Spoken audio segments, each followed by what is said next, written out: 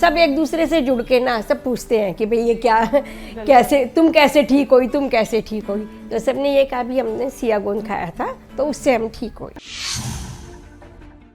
नमस्कार, स्वागत है आप सभी का हमारे खास प्रोग्राम में। मैं हूं आपके साथ शैलजा त्यागी।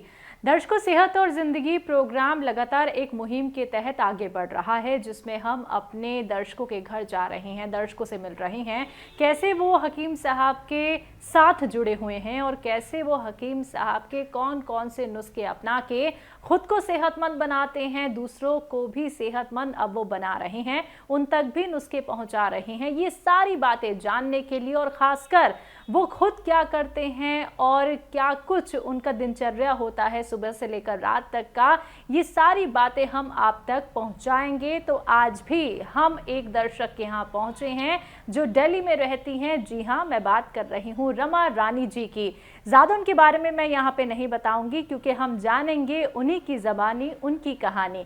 तो चलिए मिलकर उनका स्वागत करते हैं। बहुत बहुत स्वागत है मैम आपका। बहुत बहुत नमस्कार जी, बहुत बहुत नमस्कार। मैम, सबसे पहले जानना चाहूँगी आपकी उम्र कितनी है, आपके घर में कौन कौन है और आप क्या करती हैं? मेरी उम्र 65 ईयर्स है और मेरे घर में मेरे हस्बैंड, मेरी 3 बेटियाँ, एक बेटा है, एक बहू है, एक पोता है, 2 देवर हैं मेरे, 5 नंदे हैं मेरी। हमारी जॉइंट फैमिली है ऐसे और हम उसमें रहते हैं। मैं काम क्या करती हूँ, NGO चलाते हैं एक हम, जिसमें कि बच्चों को सिलाई सिखाने का काम है। सिलाई सीखकर वो बच्चे अपने घर बैठ के सिलाई का काम करते हैं और उनसे अपनी रोजी रोटी भी कमाते हैं जी। और वो उन्होंने अपने अपने बुटीक भी खोल लिए हैं। इतनी उन्होंने मेहनत की है कि उनको, और मैंने उनको खाना बनाना, हमारे को मंगोड़ी, पापड़, बड़ियाँ, ये चीज़ें भी जो हाथ से बनी हुई चीज़ें होती हैं, लड्डू है, वो बनाते हैं हम। जैसे उन बच्चों को सिखाते हैं और उनके से उनका व्यवसाय भी हमारा चलता है। जी, बहुत अच्छा लगा मैम ये जान के कि आप इतना नेक कार्य कर रही हैं। और अब मैं ये जानना चाहूँगी कि हकीम साहब से आप कैसे जुड़ी और आपको क्या कुछ बीमारी थी या फिर आपकी फैमिली में भी किसी को कोई बीमारी थी जिसके लिए आपने हकीम साहब के नुस्खे अपनाए और कौन कौन से नुस्खे अपनाए? मैं जो है हकीम साहब जी से ऐसे जुड़ी कि मेरी जो मौसी जी हैं, सुधा हैं, कुरुक्षेत्र में रहती हैं, उनके ज़रिए मैं जुड़ी हूँ।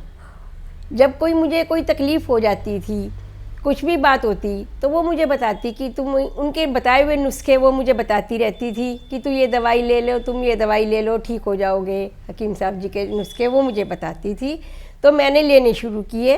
तो जो मेरी जो प्रॉब्लम होती थी, मैंने सबसे पहले अपने ऊपर ही आजमाए, ताकि भाई औरों को तो मैं तब बताऊंगी ना जब मैं पहले अपने ऊपर आजमाऊंगी। बिल्कुल। जब मैंने अपने ऊपर आजमाया तो मैं ठीक हो गई। ठीक हो गई तो मुझे थोड़ा विश्वास हो गया कि ये दवाई लेने से ठीक हो जाते हैं। तो मैंने हकीम साहब जी के जो नुस्खे थे, जैसे एक सिया गोंद है, सिया गोंद मैंने, एक मेरी बुजुर्ग लेडी थी, उसने कहा कि मेरे पैरों में बहुत दर्द है, गोडों में दर्द है, कमर में भी मेरे दर्द रहता है।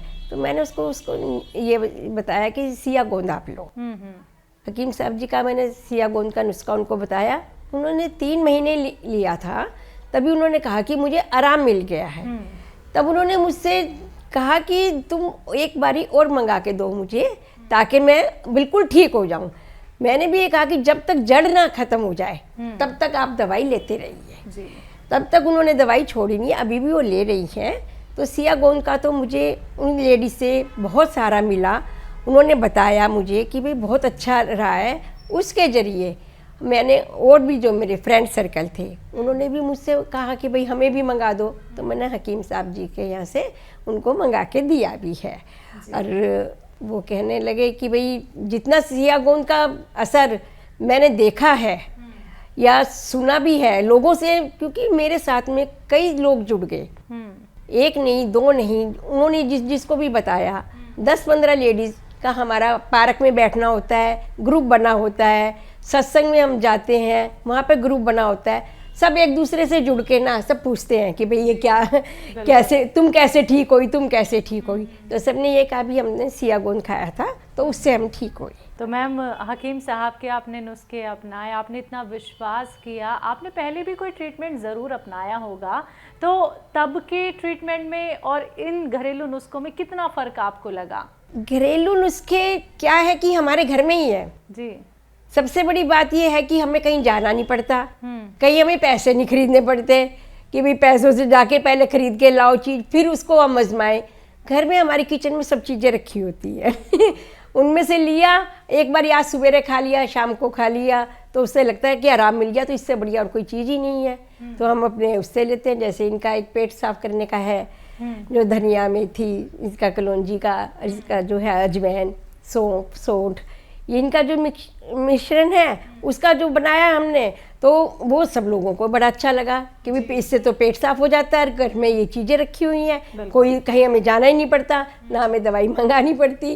तो ये इससे पेट साफ बड़ी जल्दी हो जाता है। इस चूरन से चूरन बना के मैंने लोगों को दिया भी बहुत है। तो कोई कह देता था कि हमें नहीं पता कि क्या कुछ है, तो आप बना के दे दो, तो मैं लोगों को बना के भी दे दिया चूरन।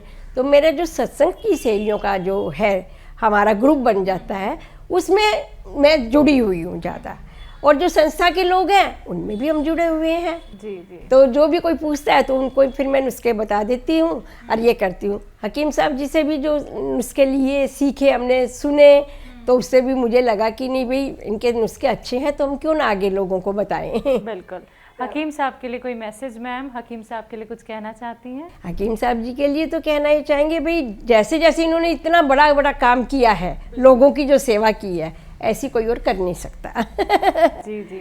हम भी ये चाहेंगे कि भाई आप इनके साथ हम भी जुड़े और इनके साथ हम कदम से कदम मिला के आगे बढ़े, ताकि कि भाई वो हमारे को भी उनका साथ मिले और हम भी आगे इनके बढ़ के अपनी इनको चीज़ों को दवाइयों को भी इनकी बढ़ाएं, अपनी भी सेहत को ठीक रखें, लोगों की सेहत को भी ठीक रखें, ये मैं चाहूँगी। तो मैम जो दर्शक आपको देख रहे हैं, आपको सुन रहे हैं, जिन्होंने अभी तक घरेलू नुस्खे नहीं अपनाए हैं, जो अभी तक हमारी एक फैमिली जो सेहत और ज़िंदगी की फैमिली है, और जो लोग अभी तक हकीम साहब से नहीं जुड़े हुए हैं, उनको क्या कुछ कहना चाहेंगी?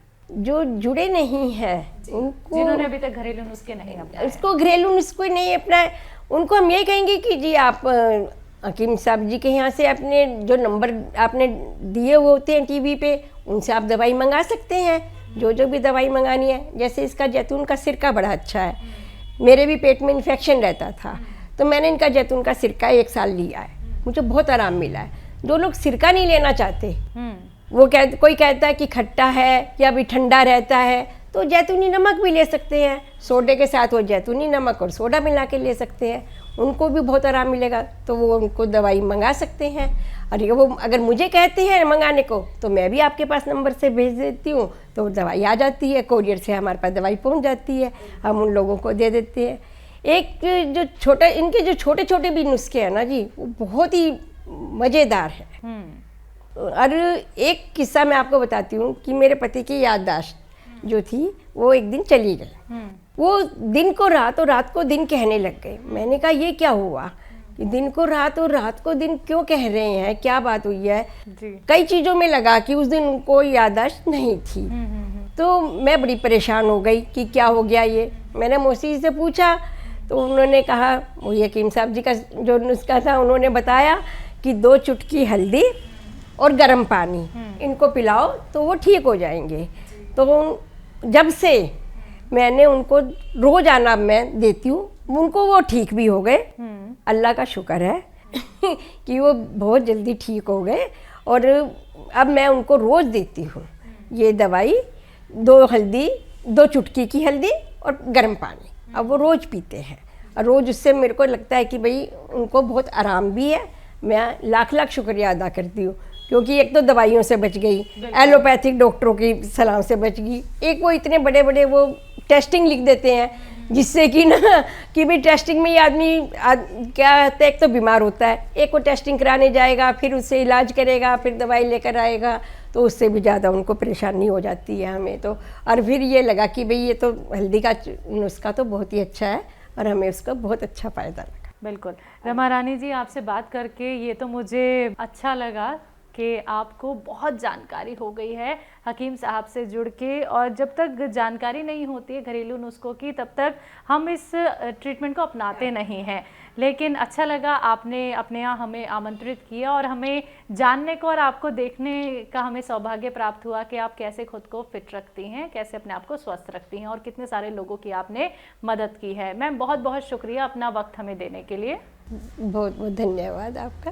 तो दर्शकों, आज हमारे साथ जुड़ी रमा रानी जी जो दिल्ली में ही रहती हैं, और ये जानना बहुत ज़रूरी होता है हमारे इस खास कार्यक्रम में कि आप जब हकीम साहब से जुड़ते हैं तो आप कौन कौन से नुस्खे अपनाते हैं, कैसे आप खुद का ख्याल रखते हैं और कितने लोगों की आपने मदद की है। क्योंकि सेहत और ज़िंदगी कार्यक्रम का सिर्फ एक उद्देश्य है, एक मकसद है। जब आपको किसी दवाई से, किसी घरेलू नुस्खे से फ़ायदा होता है तो आपको बस उन ज़रूरतमंदों की मदद करनी है जो दर्द से पीड़ित रहते हैं। तो एक बार फिर से आप सभी के सामने हाजिर होंगी एक और नए दर्शक के साथ। तब तक के लिए मुझे दीजिए इजाज़त। नमस्कार।